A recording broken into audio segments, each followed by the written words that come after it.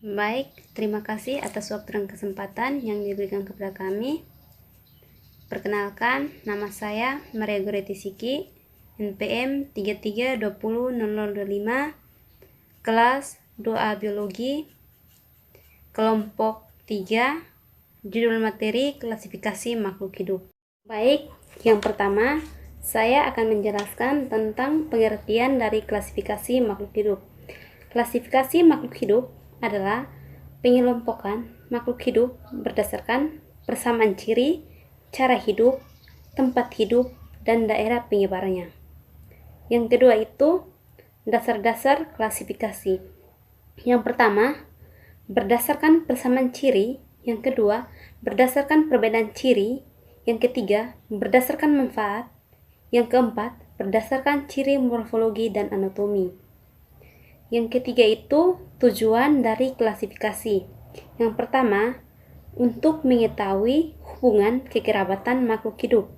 Yang kedua, untuk mengelompokkan makhluk hidup berdasarkan persamaan ciri. Yang ketiga, untuk mendeskripsikan ciri-ciri makhluk hidup untuk membedakan tiap-tiap jenis agar mudah dikenal.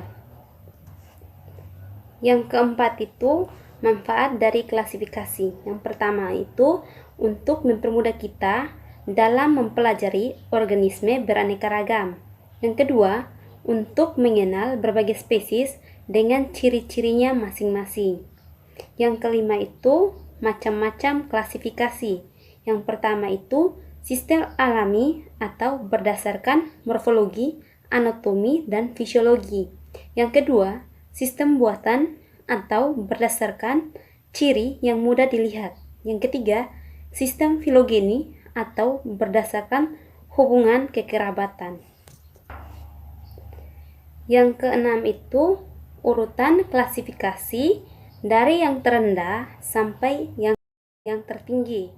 Yang pertama itu spesies, yang kedua itu genus, yang ketiga itu famili, yang keempat itu ordo, yang kelima itu kelas, yang keenam itu filum, yang ketujuh itu kingdom. Yang ketujuh itu pemberian tata nama. Yang pertama, binomial nomenclature. Yang kedua, terdiri dari dua kata bahasa Latin. Yang ketiga, kata pertama genus. Yang keempat, kata kedua jenis, dan yang kelima dicetak miring atau digaris bawah.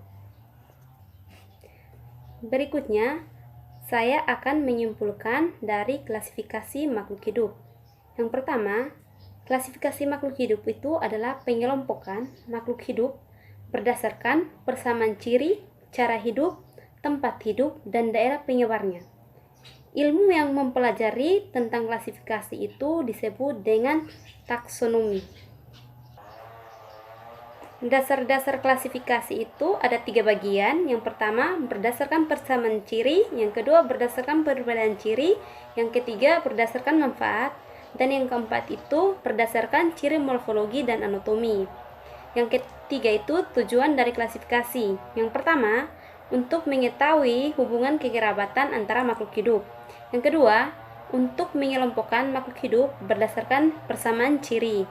Yang ketiga, untuk mendeskripsikan ciri makhluk hidup untuk membedakan tiap-tiap jenis agar mudah dikenal. Yang keempat itu manfaat dari klasifikasi. Yang pertama, untuk mempermudah dalam mempelajari organisme beraneka ragam. Yang kedua, untuk mengenal berbagai spesies dengan ciri-cirinya.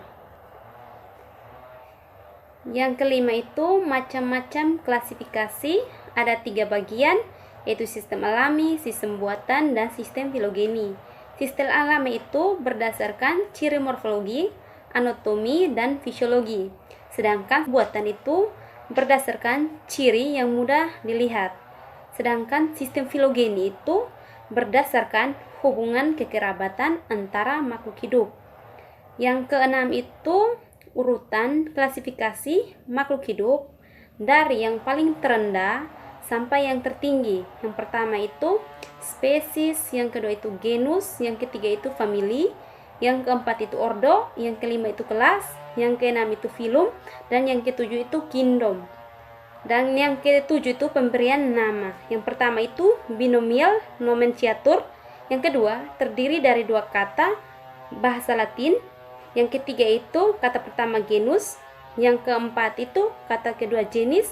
Dan yang kelima itu dicetak miring atau di garis bawah. Sekian dari hasil presentasi kami mengenai klasifikasi makhluk hidup. Mungkin ada kata yang kurang dimengerti, kami mohon maaf. Sekian dan terima kasih.